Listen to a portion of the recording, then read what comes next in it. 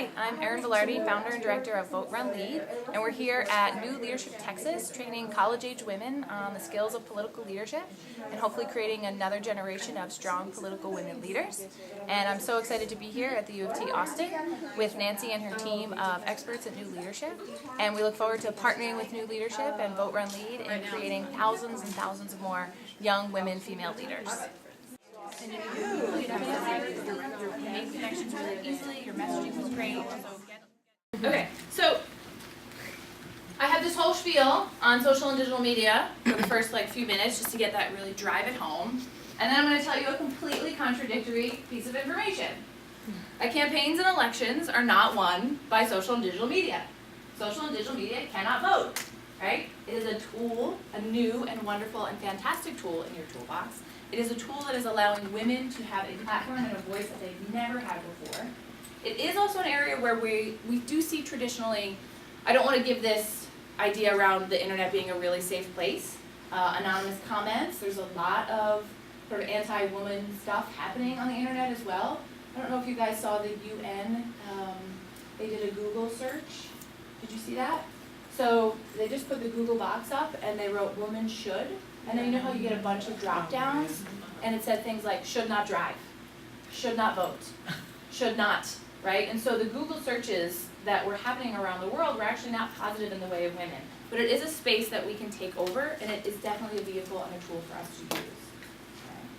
But now we're going to do a 180, and we're going to talk about campaigns and elections being won by what? Votes. And who votes? Real people. Right? Real people are voters. And every good public official knows that community organizing is the key to winning elections. Whether it's a local election or a federal level election, national election, knowing your community, turning your community out to vote on election day is the way you win. You know, I don't know if you've ever heard this expression, field beats money. Field is essentially your organizing platform, right? Field is your layout of the land. Field is how many doors you've knocked on, how many hands you've kissed, how many hands you've shaken, how many babies you've kissed, right? Your actual involvement in the community. Your message is getting out there, all of that good stuff. Because at the end of the day, we win elections by people who vote. So the combination of the sort of social and digital media tools in your toolbox to the traditional campaign tools, that is the way of the sort of 21st century, right? That's how local, whether you're running for dog catcher, which is an elected position, I think, in Colorado, right? Whether you're running for dog catcher or you're running for president of the United States, you have to have both. You have to have this tremendous ground game, and you have to have a nice, savvy social and digital media approach to your work. But this stuff is actually harder, because this is where the real work comes in, right? So we're going to go through a little bit of what it means to organize a community.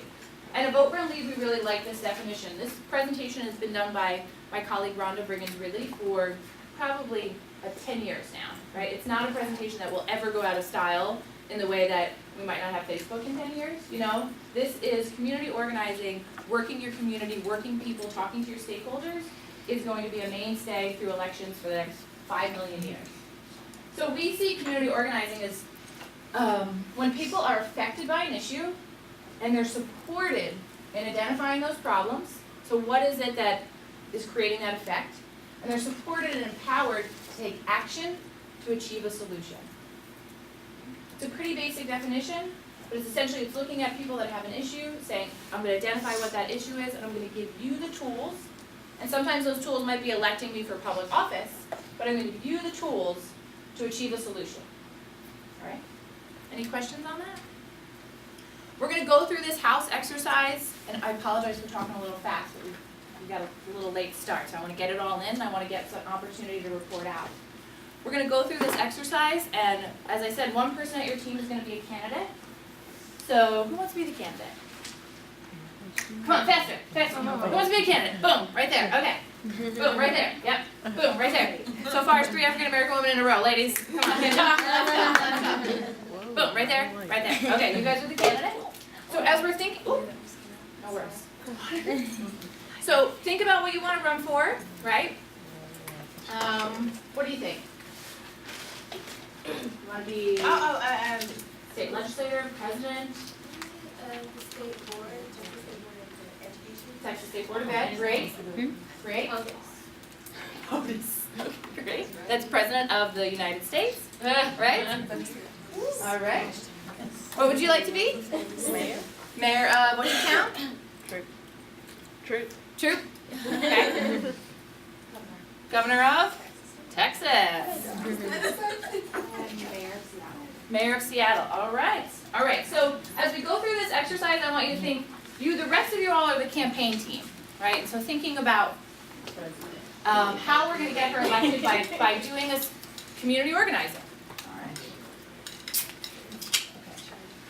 So for all of you, becoming a candidate, you have to do a bit of self-assessment, right? I don't know, you guys, there's this local guy here who's running for mayor of Austin. He's a musician. He's kind of not well known, but he's basically really never held a job. And other than being a musician, that's a job, I don't need to say that. But he's, just been an on and off musician for the last 20 years, and he thinks he can run for mayor of Austin. Right? He probably didn't do a little bit of self-assessment on, how do people see me in the community? How do I see myself? Clearly he sees himself in a very positive light, right? Very qualified light. For women, we find that we underestimate our qualifications, and for men, we find that we overestimate our qualifications, right? Other things we see just in the gender research, and not all of us do this isn't all women, but also when something goes wrong, women tend to blame ourselves, men tend to blame external circumstances, right? Others that were involved. Those are just things to watch out for as you're doing that. Just say, oops, that's me doing that's me doing that thing. It's just a thing we do. It's nothing you can't overcome, right? The other thing about women is we have this thing where we feel like a fraud. We feel like we're not an expert, that someone's going to kind of catch us, right? That we don't have enough skills and qualifications. We look at a job application and we see 6 things out of the 10 that we do right, and we don't think we're qualified. Right. Men look at that, and maybe like this gentleman who's a musician, thinks he's extremely qualified, right? Looks at a job description, has 4 of the 10 things, and considers himself halfway there, right? So these are just things that we know that women and men just kind of tend to see the world in that way. There's a lot of reasons for it, right? We know them all, how we're sort of experiencing the world, right? But those are just a few little tidbits that I want you to be aware of. But it's not something that you're doing, it's actually something that is kind of learned behavior that we can unlearn, right? So when you're becoming a candidate, what do people need to know about you, right? Your experience is your expertise. Your experience is your expertise. You don't need the degree. You don't need to be a lawyer. You don't need to have MBA, MD, 17 letters after your name. Your life experience makes you an expert. If you are living in that community, you are just as qualified to represent that community as, Dr. Brown, who just moved in from 3 towns away because he needs to move to a new location to, run for office, right? Actually, you have more experience because you've lived in that community for 20 years. And then starting to build your profile.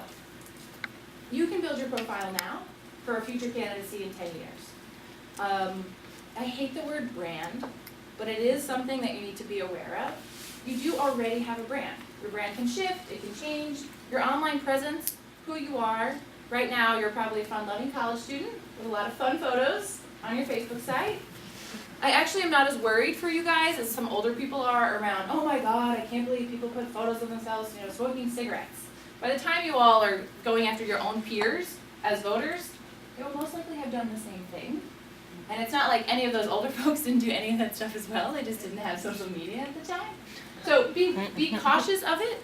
I don't want you to censor yourself, but I want you to be responsible as to what you're putting out there as your online presence, right? We don't want you to censor, because we're kind of constantly taught as girls to censor. We don't want that. But we do want you to think, hey, in 2 years when I go for that fellowship, job applicants, when I go for that, whatever it may be, right? When you're putting an article out in the press, people will Google you.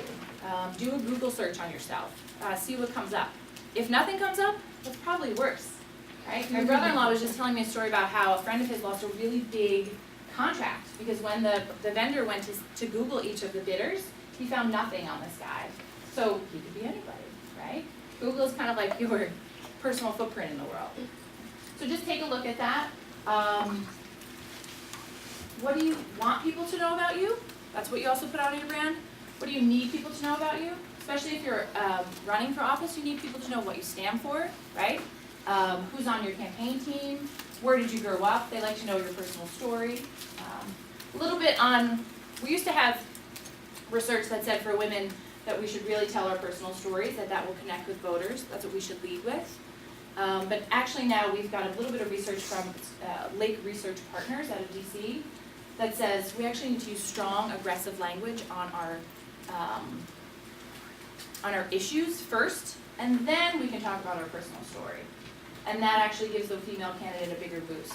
So that's just a little tip, right? And actually she says that in everything from your biography online, which is a paragraph or so long, usually 2 paragraphs, to how you open up your stump speech. So that's something that over the course of women running for office in greater numbers, we found to be a little bit different, right? That first, we actually need to lead with our sort of hard, tactical credentials, use aggressive language, strong language, and then we can go into the, and I have 4 children, and are they adorable, right? Something else that's changed in research over the last, say, 20 years is that when sexism used to come up in the media, a lot of what tended to be male campaign managers said to women candidates, don't address it.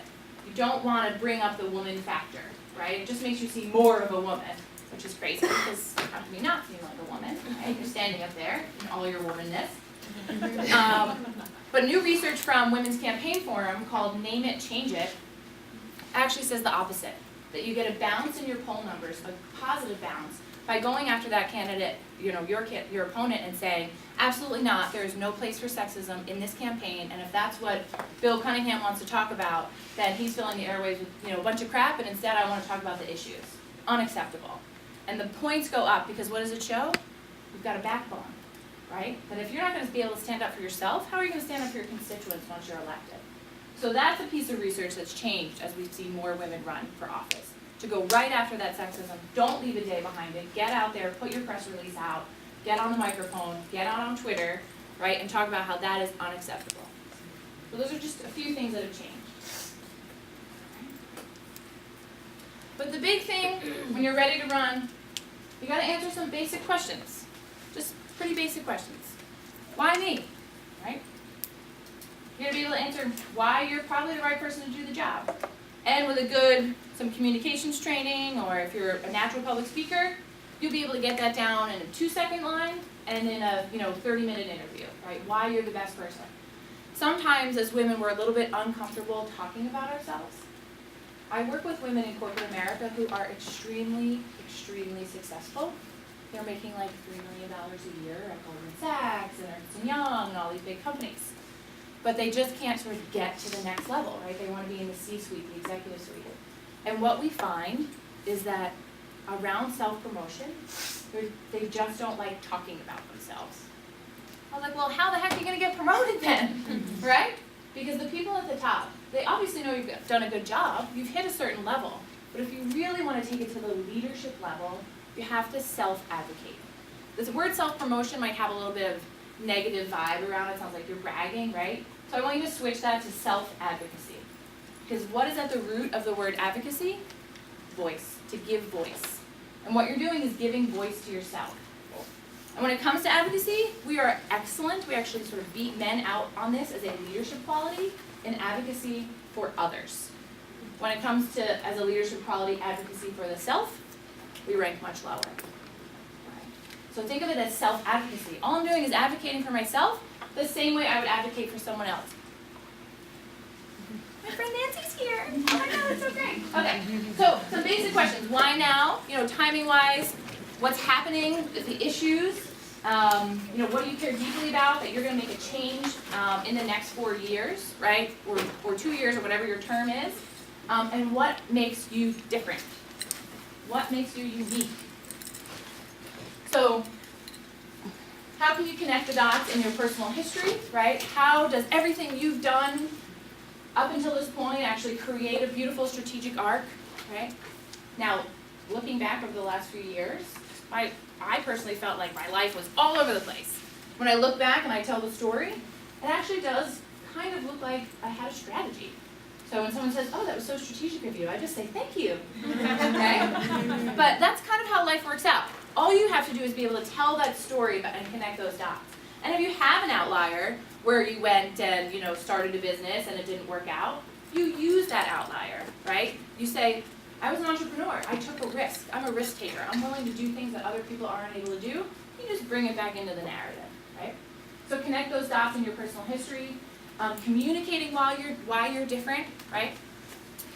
What are some common themes in your history or your personal narrative that kind of create a bucket of expertise for yourself? What are your unique characteristics? Were you raised by a single mom? So was Barack Obama, right? Were you, I don't want to say all negative examples, sort of, did you drop out of college and come back, right? The unique characteristics don't all have to be these, I speak 5 languages, right, which is awesome as a unique characteristic and speaks to sort of your intellect.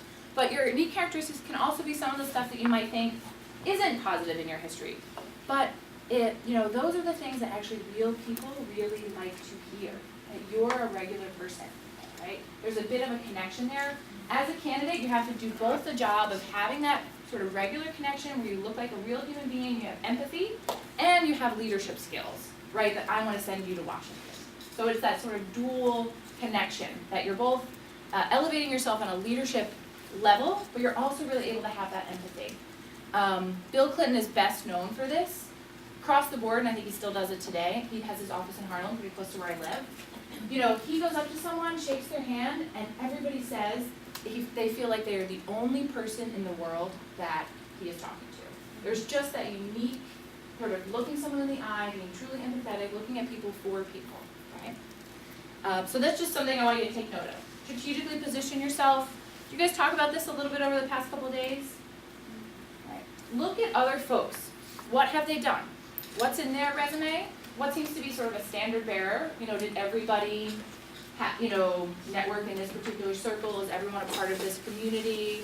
Does everyone have sort of a finance minor? Should you need to go get sort of a certification in finance if you don't have it? Right, but these are just some of the things that you're going to strategically position yourself so that you're on that pathway to what you want, right? And the way you do that is you look at other people's paths. Sometimes, though, there aren't a lot of paths for us. There particularly aren't a lot of paths for women of color. So you have a sort of another job to do in creating your own path, one that is unique to you and authentic to you, but it also kind of hits on some of the things that you've seen other people do, right? Right. Moving people to action. And we're going to talk about this a bit more in the exercise. But if you are someone that, and I think Nancy might use this term, sort of slay the dragon, right? If you are somebody who has completed something, done something, moved people to action, you're able to say, on election day, I got 40 people to the polls when I found out that my neighborhood, didn't have a polling site. We had to get people in these cars and driving them back and forth all day. I was able to do that, right? On campus, I stopped a such and such. Or on campus, I started a organization that did X, right? So moving people to action, slaying the dragon, those are the kind of experiences that folks need to hear from around your political expertise. And all of this sort of separates yourself from the pack, right? Because at the end of the day, you want folks to vote for you and not the other guy, right? And particularly in things like a primary, where you're all in a Republican primary, you're all in a Democratic primary, you probably have similar views when it comes to the big major issues, but what is it about you that stands out, right? And on a campaign, separating yourself from the pack might be, and you'll learn this from Nancy, raising more money than the other guy, right? Having a better media presence, having a better ground game, having a better well-run campaign. So those are some ways to separate yourself from the pack. Having a unique story, right? Being the only person of color in the race. These are things that put you as a standout, particularly in something like a primary when the issues are kind of the same. All right, so we're going to start this exercise. I was reading about it. Right now it's 11? Yeah. I was reading For Seattle?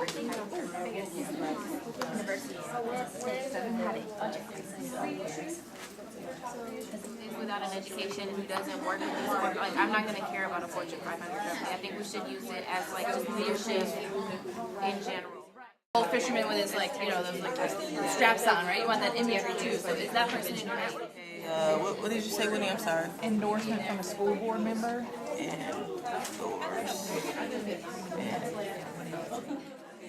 Because they would definitely justify for things like that. And they would also get Right? On a campaign, you often spend a couple of days doing this, right? And then you get a campaign manager who might be your best friend if you're running for a local election who does this for free. It might be somebody you pay, you know, could be $1,000, could be a great job for someone who wants to get, you know, start to cut their teeth. In politics, you put this stuff into a timeline. The next step after this in a political campaign is you put this on a timeline starting from election day and working backwards, right? With the ultimate goal of going after people. Because people are the only ones who vote. All right, let's go, POTUS. And you got about 60 seconds to do this. It's a mini communication session. Go. Hello everyone, my name is Courtney Luke and I'm running for President of the United States in 2013. Some of the things that we decided to focus on were education, health, and equality because those are things that affect all of Americans regardless of your race, class, sex, anything like that. So we decided to focus on public education because still today in America over 70% of schools are segregated. And we wanted to promote awareness of this by going into the schools and getting the facts out there so that people know how terrible our education is, for lack of a better word. And we're going to do this by putting out a documentary and doing TV commercials. We're also going to focus on healthcare reform because over 48 million people in America still do not have health care. And we're going to get a healthcare hotline so that people can call in and find out how they can get health care and where they can go to get it done. And we want to increase awareness, efficiency, and the effectiveness of healthcare in America. We also want to You're the president. I also want to increase equal representation of women and minorities in the workforce. I Googled how many CEOs there are of Fortune 500 companies, and it is less than 10% of women and minorities altogether. I think women only accounted for 4.6% of CEOs in Fortune 500 companies. And so to combat this, I'm going to implement training and grants for women and minorities to get involved in the workforce so they can have more of a leadership role. What do you need? Who's in your network? My network includes really everyone you could think of. We're going to have Right, you're running for president. entrepreneurs. That's right. I'm going to have entrepreneurs. I'm going to have educators. I'm going to have my family. We're going to have doctors. We're going to have psychologists, sociologists, and experts in every field and financial advisors so that we can effectively address all of these issues and reach for a better America. Because It's time. it's time. It's time. All right.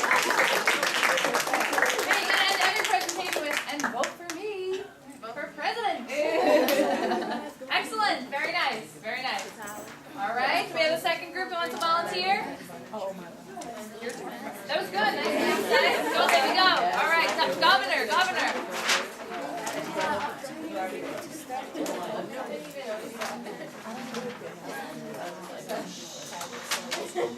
All right, ready?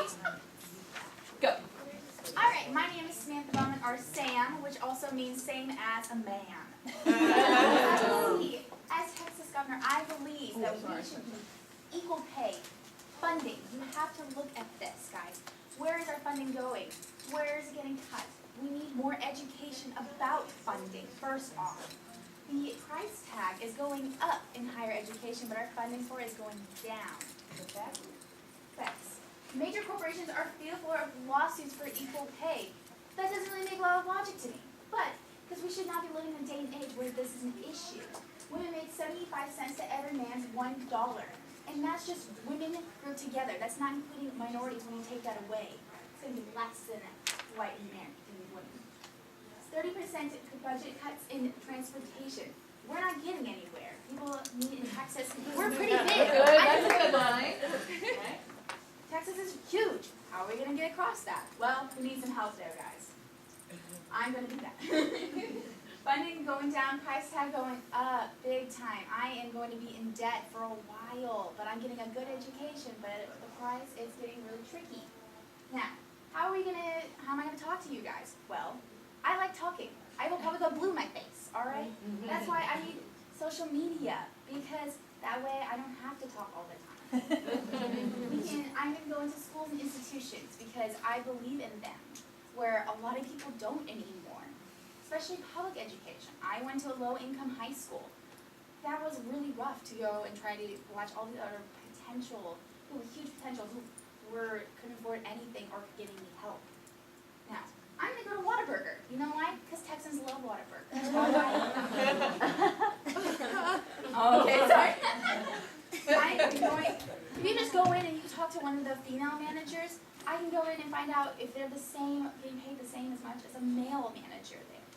Now, who do I know? Well, I know people because I like people. Now, I can talk to chancellors, new leadership women, my mom, as I talk about her a lot, economists, politicians. I want to cross I want to go from party to party. I don't need to just be a part of one, since we are technically nonpartisan here in Texas. Now, you guys should definitely vote for me because I'm going to help you out. All right. So these big races, they're right, these big races, you really do need everybody, right? But let's not forget that when we have our sort of non-supporters, folks who are not going to vote for us, our casual supporters, and our true believers, right? That when where we spend our dollars and our time is on this group, the middle folks and the folks who are going to support you, right? All right, Mayor Seattle, you ready? All right.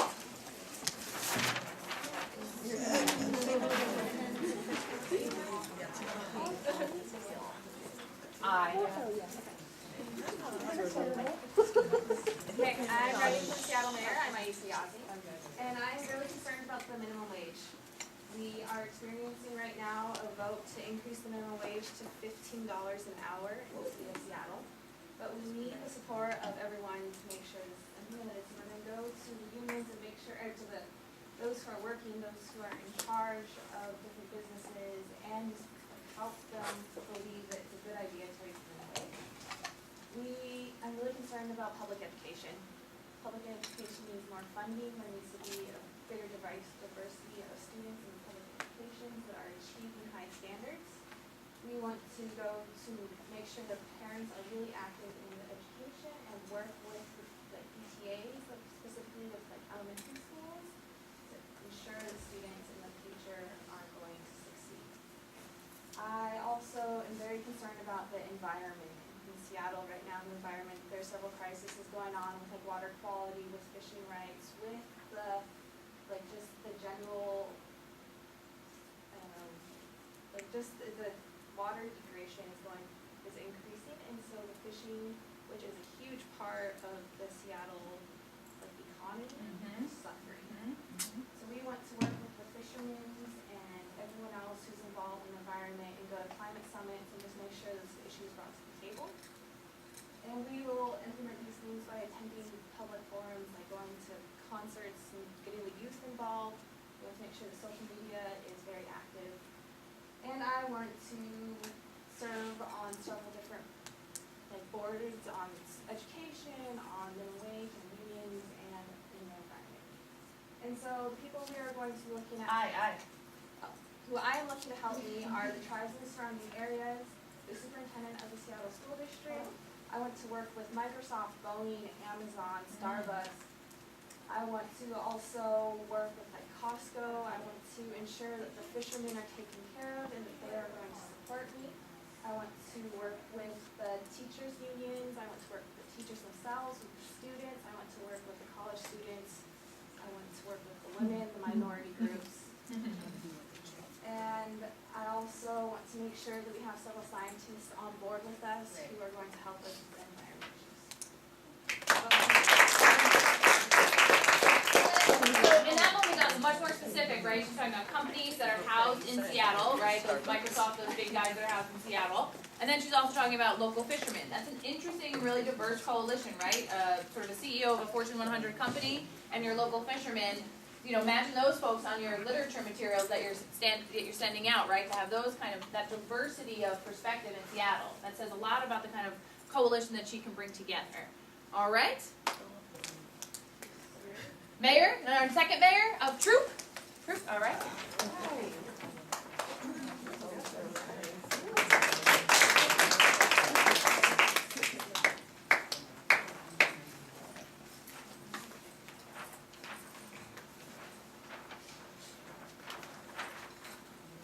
Oh, they got a campaign slogan and everything. All right. There's supposed to be a troop down there, guys. I can't draw too much.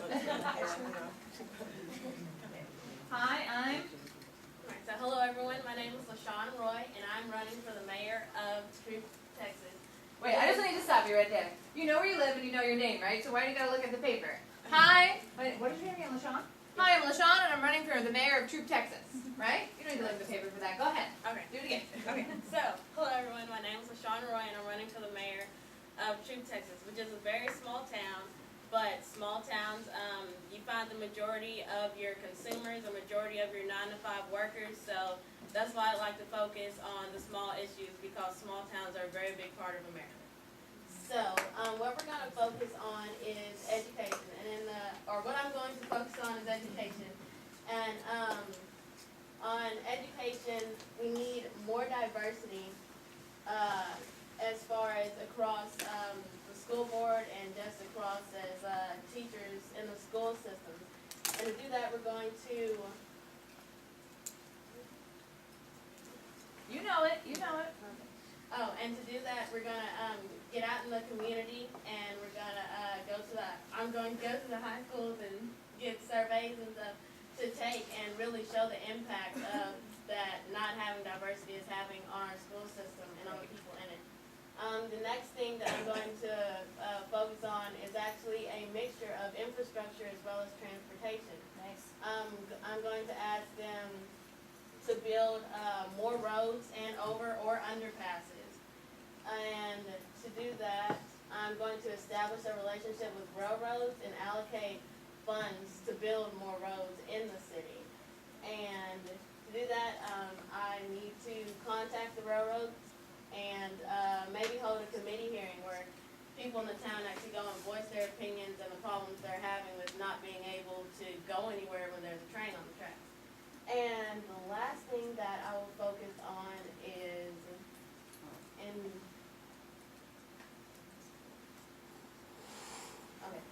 environmental resources, and a big issue with that is Speak to your crowd. Speak to your crowd. a big issue with that is the quality of the water and how bad it is. And to do that, we're going to contact some of the water companies and ask them to implement more testing and go through, maybe have more steps and procedures that they do before they actually give the water to the community. Who do you need? Who's your people? Who's your foundation? So as people, I have family and teachers, local businesses, endorsements from school board members, the local paper, the Tri-County Leader, Chamber of Commerce, the local Rotary Club, local churches, military support, as well as Smith County Democrats and the local dental clinic. Excellent. I want you to close with, my name is, and I'm running for, and I want your vote. Okay. So again, my name is LaShawn Roy. I'm running for mayor of Truth, Texas, and I would love your vote. So how much better was she when she was speaking naturally, right? That opening line about small town America, like, oh, you can't buy that, right? That was good natural messaging. And then when she's looking at the paper and getting nervous about like what you should say, don't worry about what you should say. Just say it, right? It is, people feel more naturally when you're up here. I mean, I stutter this whole time. And when I go back and look at this footage, I'm going to be like, right? But it doesn't matter, right? I'm working through my thoughts. You can see that I'm working through my thoughts. I'm outwardly speaking to you. My body language is open, right? When you did that first time, this young lady here started clapping of that first line, right? That's really powerful stuff. Your natural communications presence, don't shy away from it. Just live in your natural communications presence. That's the kind of thing you build your communication sort of mantra and style from, all right? Our last group here we go.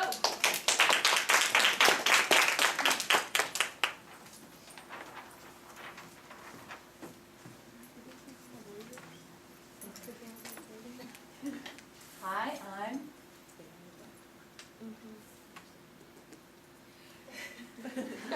Hi everyone, I'm Bethany Sargent and I'm running for Texas State Board of Education, particularly in District 14, which is in Oak Cliff in Dallas, Texas. The three main issues that we are having currently right now are the standardized funding, and the high quality teachers, okay? Currently, students must pass 15 exit level tests tripling the high stakes testing load for the students, which is overbearing and causing students not to graduate on time. Okay, then we have nearly half of the property tax revenue is used for public education, which creates kind of like an inequality for where the property avenue goes to like different, I guess like areas, public areas, and so it's causing like not the bad neighborhoods or the poor neighborhoods rather not to get funding distributed evenly. Okay, and then we have the teacher union meeting, parent involvement, and meeting with special education groups.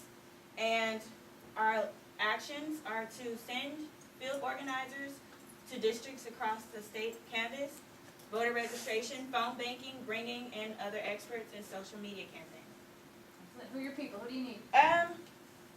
We have teachers, unions, Black Chamber of Commerce, parents in general, PTA, administrators, educators on all levels, NAACP, Dell and Dr. Pepper, which are Texas companies, Hispanic Chamber of Commerce, MALDEF, Comptroller, and NAD, which is the National Association for the Deaf, and education elected officials. Excellent. I am. I am Bethany Sargent, and remember, it starts at the top. Please vote for me. Nice work, ladies. Nice work. I'll vote for all y'all. I'll write you a little check. Right? There was actually a conversation over here about why do we have the Black Chamber of Commerce? Why not all Chamber of Commerce, right? That was a quick conversation. Why? Because we see them as funders to our campaign, right? Natural allies with us, folks we could go to, and they might say, awesome, young African American woman running for office in my town, here's $1,000, right? Whatever your limits are. Okay, give yourselves a big round of applause. So I'm eating into your time a little bit, ladies. I'm eating into your time. I'm going to close it rather sort of speed dating style, right? I'm going to talk as fast as I possibly can so you can get to your break. But I want you to get connected online and offline as you're building your political self, right? It is critical. This is our site, voterunlead.org. It's not up yet, which I wish it was. I could show you.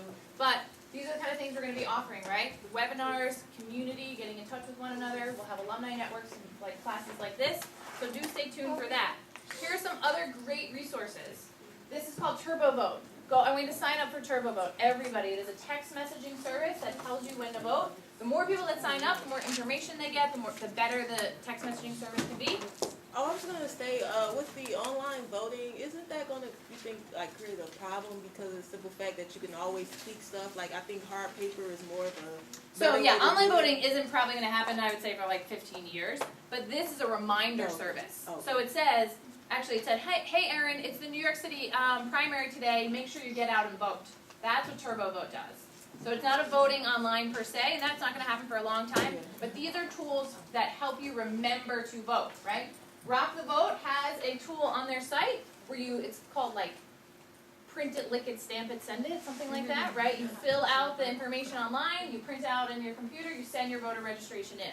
These are just kind of mixed tools that help you to, essentially if you're organizing your community, you can't get to a particular event, you may want to send them some resources in email. TurboVote I love, register to vote with Rock the Vote, of course, .org.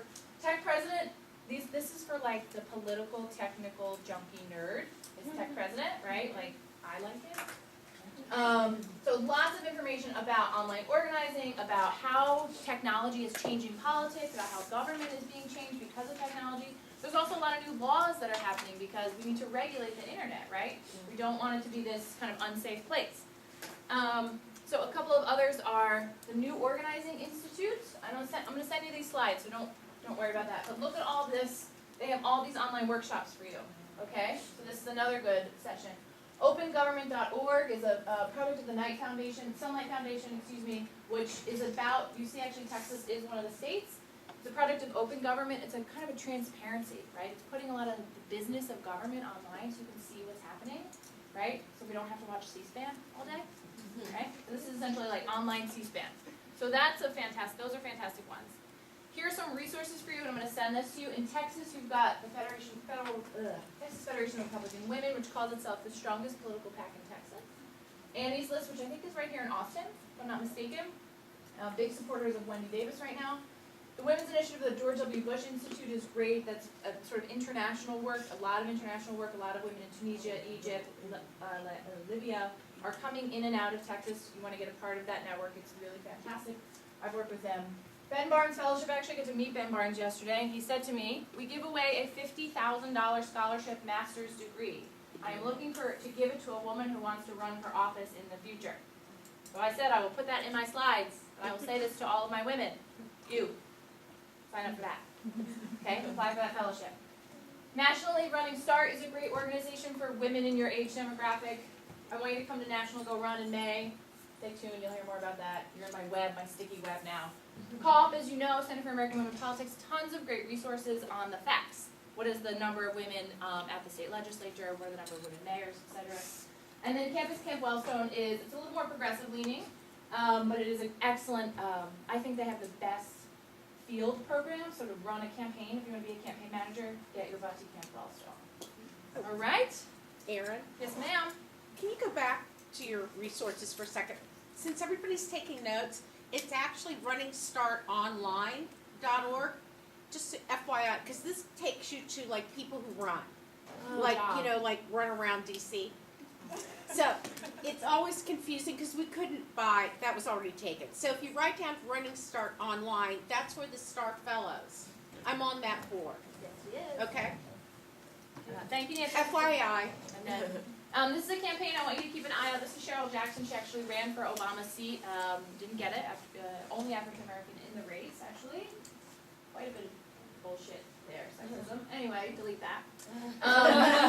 Invitation Nation is going to be Vote Run Lead's launch campaign, and it will be social and digital media tools, memes, images, e-cards that you can send your friends and say, I think you should run for office. I want you all to be Invitation Nation captains. The only way we're going to get women to run for office is if we ask them. We need to ask on a massive, massive scale. And we need to create the largest database of politically viable women, so no local party can ever say, we don't have any women who want to run, right? We're changing the game, we're disrupting the system, that's what we're doing. And I want you to be a part of it. And I want to thank you for listening to me for the last night. Feel free to email me and contact me on Twitter. Yes, ma'am. Okay, you mentioned earlier that, we need to, build a profile on Google. Yeah. How do you kind of Google them? So one, Google yourself, see what comes up, right? A lot of your Facebook images will come up. As you get into the professional world, LinkedIn is something you should kind of keep up with, right? Twitter, your images on Twitter. You can create your own website, WordPress.yourlastname.blogspot, right? Having your own web presence, having a website can just be a splash page. Doesn't need to be anything fancy. If you're a part of an organization, make sure your biography is exactly what you want it to be, right? It's like in the page that says about us, if you're on that board or you're on that list. If you're a part of something and they publish a document, ask for your name to be on the document. Even if you're an intern who's just volunteered, right? Those documents then get put online as a resource. Comment on articles and put your name. You don't have to put your contact info or anything like that. But if we don't comment enough on articles, and actually a lot of that commentary is kind of like a yuppie space.